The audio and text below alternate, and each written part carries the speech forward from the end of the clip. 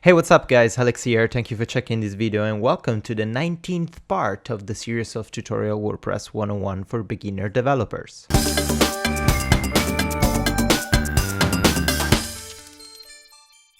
Have you ever heard about Monstroid?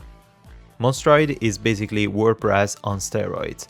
With this product you can build easily everything from a single blog page to a gigantic e-commerce to sell your product online. If you don't want to waste time and you're looking for a product that it works out of the box and is really solid, I suggest you to try Monstroid. Click on this video to learn more and access a 10% discount for Monstroid or whatever other theme you decided to purchase from the template monster repository.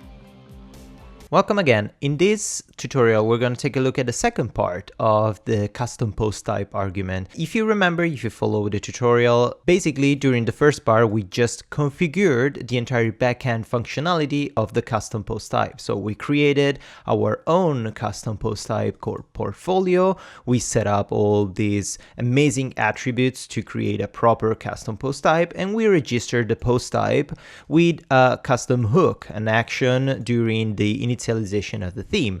If you have no idea of what I'm talking about, please go back just one tutorial, the lesson 18, and take a look at the first part of the custom post type because it's absolutely necessary to complete this important argument of WordPress. But let's stop blabbling about nonsense and let's jump straight into our administration panel. So here, if we go inside the actual custom post type, the portfolio that we just generated, you will notice that I created three portfolio items just to populate a little bit. So I suggest you to pause this video and populate your own portfolio or whatever custom post type you decided to create with a bunch of fake or real, as you wish, items. So we have a little bit of content to style our portfolio page. In my case, I created this fake item with the only goal to have a proper featured image. So because we're gonna style the page with a nice tiled gallery with thumbnails and previews, I need a nice featured image. So be sure to insert this featured image and we're gonna be good to go. The other thing that I wanna do is to avoid issues with WordPress and the permalink structure is to delete the portfolio page that I manually created in the previous lesson. It's better to do that because portfolio has the same slug of the custom post type that is portfolio. So we're gonna have the exact same permalink for a static page and a custom post type, and it's better, always better to avoid this. Like, let's not create confusion, let's not like destroy WordPress. And another suggestion, when you delete a page, if absolutely you don't need it at all, always go inside the trash of the pages section and delete it permanently, because in this way we're not gonna have any issue with our permalinks and with our custom post type structure. I can refresh my front end and you will notice here we don't have any more the portfolio, but we can add it back with our actual portfolio. So right now, if we go inside the portfolio section and if we go in whatever custom item, custom portfolio we created, and we go and try to view the item, we're gonna most likely have a 404 page error. So WordPress cannot find this wordpress.com/portfolio, that is the slug that I use, plus the title of my item, because we don't have any type of file that can handle automatically a custom post type. This is kind of a huge limitation of WordPress. If you dynamically create the custom post type, WordPress cannot handle that custom post type because it's outside his own scope of predefined custom post types. So what we have to do, we have to create a specific file to handle our custom post type. So let's access our code editor. In the file tree, we wanna, first of all, we wanna view the single post type. So to do that, we have to just do one single thing. So if WordPress cannot handle a custom post type automatically, it doesn't matter, because it gives us the ability with a super simple and intuitive functionality to create specific file for a specific post type. In my case, because I want to visualize the single page, I have to duplicate this file, and I can call this file single because it's the type of file, dash, and I have to insert just the slug of the custom post type that I created. So in my case, portfolio. And that's it. I just have to do this. And this is amazing because WordPress is going to recognize automatically that we're accessing the portfolio single page. So he's gonna take a look in our theme structure and he's gonna check for a single dash slug name, in my case portfolio, and we can pretty much keep the structure like that. The only thing that I want to do, I want to remove the comment because I don't want any type of comment in my portfolio section. We can save this. So now if we go back in our front end and we click view item, we open in another tab, we go there and see we have our custom post type with the same structure of a single. And if we take a look at the URL, we have our custom URL portfolio / developer's life, that is the title of my custom post type item.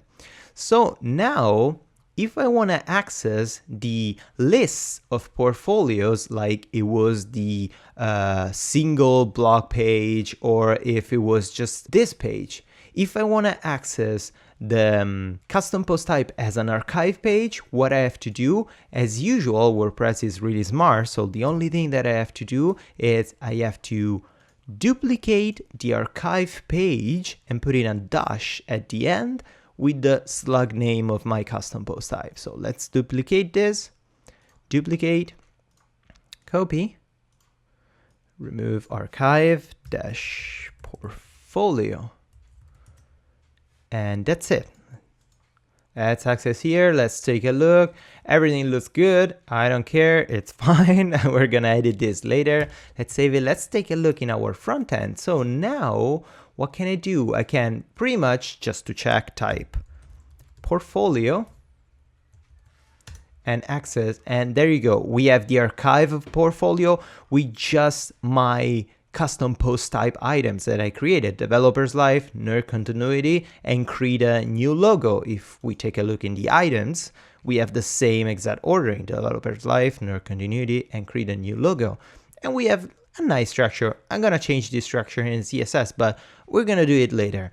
Could happen, unfortunately, that if you try to hit this page, or if you try to hit a single portfolio item, you could have 404 page. So WordPress cannot find these pages even if you created this specific PHP file.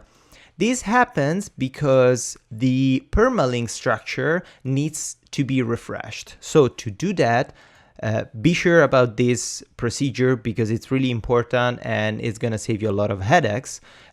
Don't worry if you see a 404 page, this can be fixed. So to fix this, let's access the administration panel. Let's go inside the settings, permalinks, and here we have to put back the permalinks to default, save the settings, go back in our front end, go back in the home page and hit refresh a couple of times. Maybe navigate the website and check if the permalink actually changed. Now we have question mark page ID 45, so it means that the permalink changed. And let's put back the permalink that we need, so the post name in my case, and let's save the changes.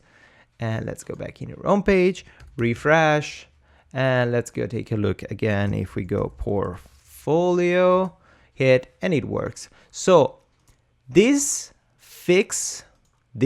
updates, so roll back to the default settings of your permalinks and then back to the post name after you refreshed your website, should completely fix your issues if you visualize a 404 page. Be sure also, another really important thing, be sure to check inside the main structure of your WordPress installation, view and show invisible file, that your htaccess, if you're on a local machine, your htaccess has to be writable by everyone.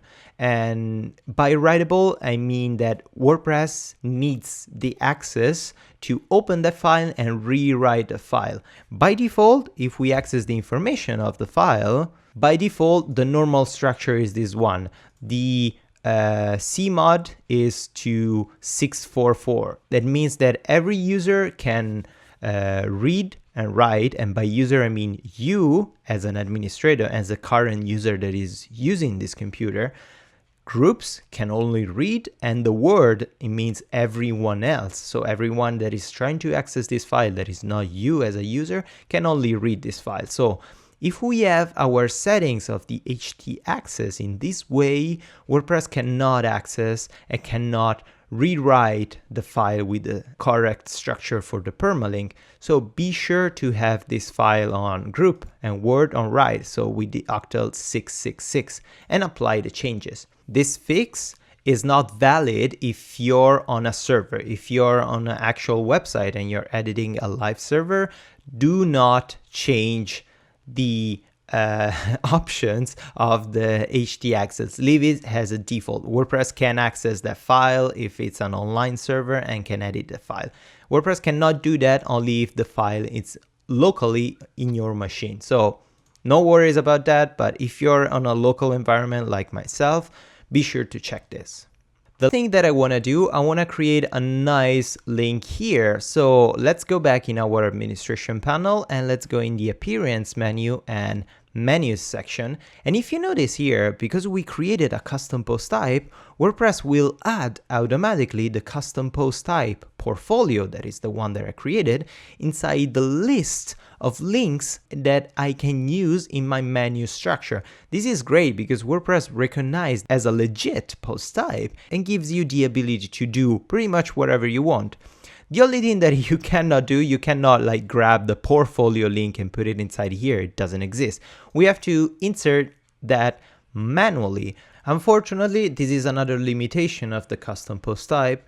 We cannot dynamically just write portfolio here. This is not going to work. For a custom link, WordPress needs the entire URL of the page. So we have to grab the entire URL and manually input it inside here.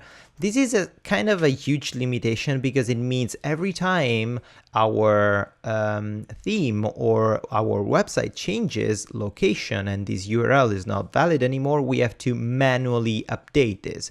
We can create a function in the backend to automatically add a menu item inside the Walker Nav class when we generate the menu, but also that one, it's quite complicated and not always easy to maintain.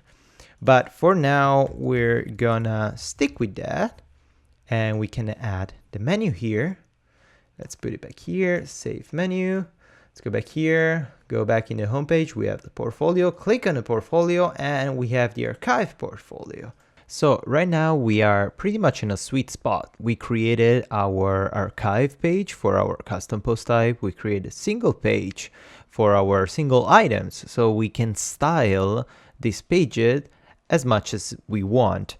The problem is though that sometimes we don't want to create actually custom pages. We don't want to create, if I go back inside the theme, we don't want to create an archive dash portfolio. We don't want to create a single dash portfolio, especially if we have multiple custom post type. We can end up with our theme cluttered with tons of pages, tons of files for each custom post type. So the other super cool thing that we can do is create a specific page to print dynamically every custom post type we want. So let's take a look on how to do this. Let's open our administration panel.